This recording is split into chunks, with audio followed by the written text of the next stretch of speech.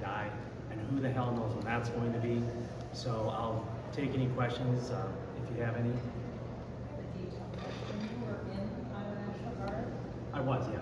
Did you retire as a... I believe I was a first lieutenant. I was enlisted first, I went to officer school, and then decided to go to law school and resigned my commission to go to law school. Could you talk to us about just your leadership style that you hope to bring and your priorities as a leader? Yeah, I'm going to work very closely with our leadership team. It's going to be more decentralized, and we are going to be united moving forward. And I'm going to utilize everybody within the caucus, their strengths, to really move forward with our agenda. What do you mean by decentralized? Tell me a little bit more about practically when you're trying to use people's strengths and decentralize. What does that mean? I'll give you an example. So Tracy Ellert, for example, is an expert in early childhood education, and I'm going to put her forth to the media and on social media to talk about that stuff next year and as we move this forward. So if you are, Dave Jacoby's an expert in property taxes. So as we move forward with property taxes and having that conversations, front and center will be the subject matter expert, and I look forward to talking to everybody within the caucus to find out what they want to do on that end. So. Can you talk about kind of what your message, what your pitch was to the caucus today? The pitch was very simple, and it was that we need to have conversations with Iowans. We need to go to the voters, and we need to talk about kitchen table issues. People are living paycheck to paycheck. There's no relief in sight, and we need to address those things moving forward as to how, as a caucus, we are going to say to Iowans, we are the better option when you go to vote in November of 26. When Pam Yoakum was selected to be the Senate Democrat, she said she had a plan to get the majority by 2029, I believe it was. Do you have a plan for the majority? Well, the plan is very simple. That is that we are going to be focusing on some of the smaller communities where we've lost seats in the last couple of years, the Marshall towns of the world, the Newtons of the world, the smaller industrial towns. And I think we are going to have a message that's going to resonate with people like that. And I think that the next couple of years is going to be reflective of a different conversation and more direct to people about economic issues and not social issues. Are you confident that you're going to have a candidate, for instance, in Fort Dodge, where there wasn't a Democratic candidate on the ballot in the last cycle? I mean, are you committed to having candidates in all across all the districts? Absolutely, and I think some of these places are hurting, and I think they've been let down by their legislators. And I think we plan on having candidates in all of those kind of mid-level for Iowa, smaller former industrial communities that have had Democrats in them before. I've been around a long time. I've been around 20 years. I remember when I was on staff when we had 56 members. I remember what that was like and what you have to do to get there. You mentioned less emphasis on social issues. Do you think that's tripped Democrats up electorally?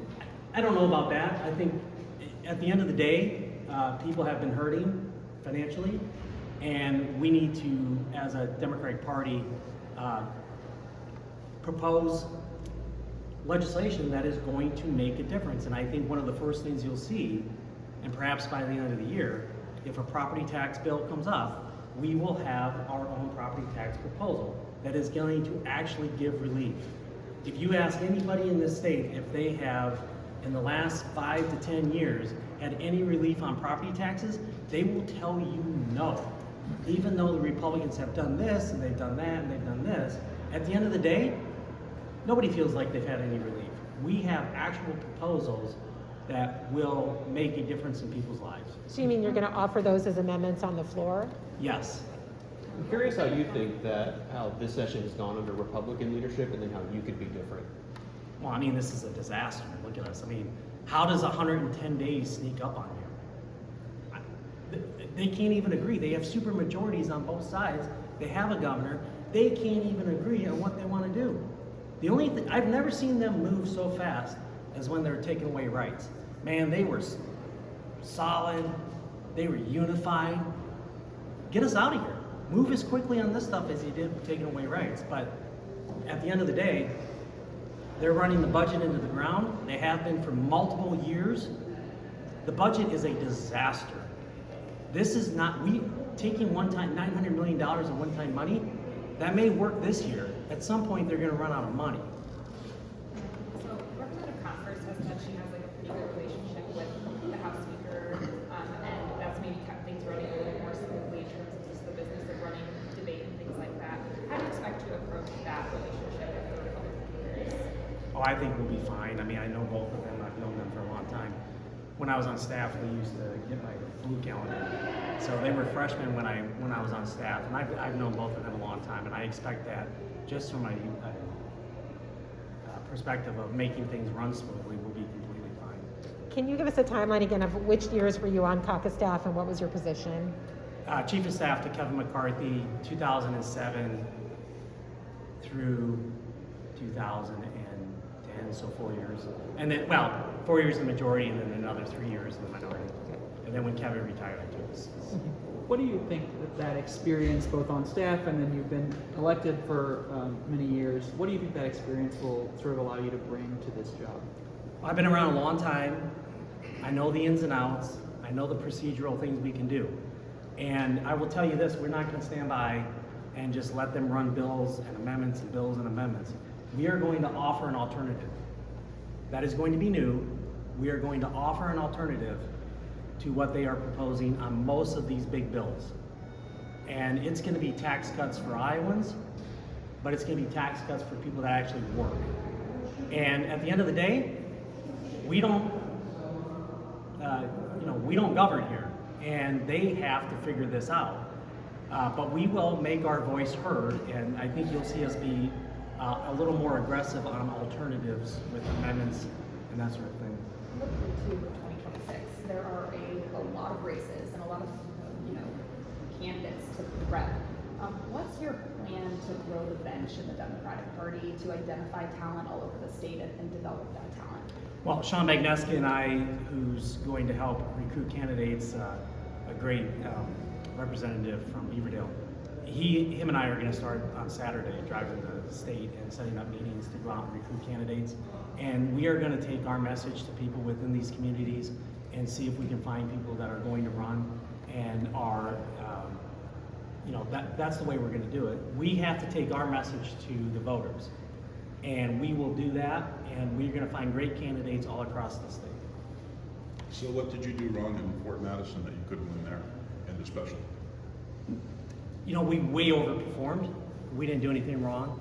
I think that given the nature of the dynamics of those districts and places like that, I don't think we did anything wrong, and I think it was far too close for the liking of the Republicans.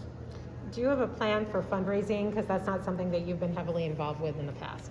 Yeah, I mean, my plan is very simple, that we are all hands on deck. Everybody in the caucus is going to be, to the best of their ability, fundraising, including myself, and that's not going to be a problem.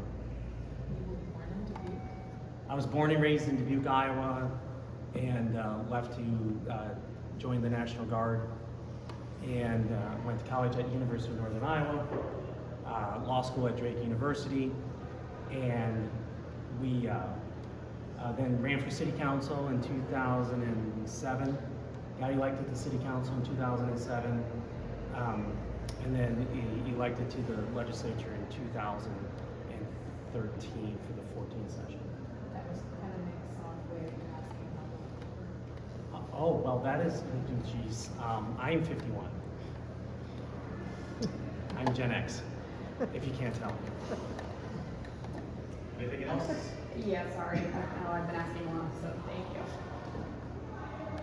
Okay. I'm sorry, go ahead. I know a lot of the plan is developing more of an alternative, more of an option to voters so they can compare and contrast it with what Republicans are offering to them. That includes, like you said, policy amendments, how do you message that to voters so in a way that they actually hear you? Yeah. When right now Republicans have the trifecta and they're, passing things, how do you make sure voters actually see and hear what you're offering? Well, I think messaging has changed over the years. Obviously, social media, obviously the legacy media. But at the end of the day, we are going to put what we do on the floor and put it out there to say to people, we are offering an alternative. We're offering an alternative. And it's going to be more than what you've seen in the past on major issues. Tax cuts, things like that. At the end of the day, people are going to have to make a decision. I mean, sorry, this is a disaster. This really is a disaster. They can't agree on anything. They just can't agree on anything. And so, Iowans have to decide, do you want to just continue giving tax cuts to millionaires and giving away tax dollars to private schools? No property tax relief? We have these alternatives and we will be proposing them as we move forward. Anything else? And perhaps I missed it, but is there a new whip now for the Democrats? Or We haven't called that election. I'm trying to. So that will be after the end of the session then. Yeah, Jennifer's on until the end of session, and then I'll work So with when Jennifer. after you move up, that'll be okay. Yeah, we'll call a whip election at some point. I'll have to run it by the caucus. Okay. So you're not gonna be here Saturday? No, we're not going to be here Saturday, are we? I I don't don't know. know. I was told today's it. This is new to us. So I'm glad that I can break some news for That's you. good news, yeah. Get some white smoke coming out of the building. Anything else? Thank you for your time. Okay, thank you guys.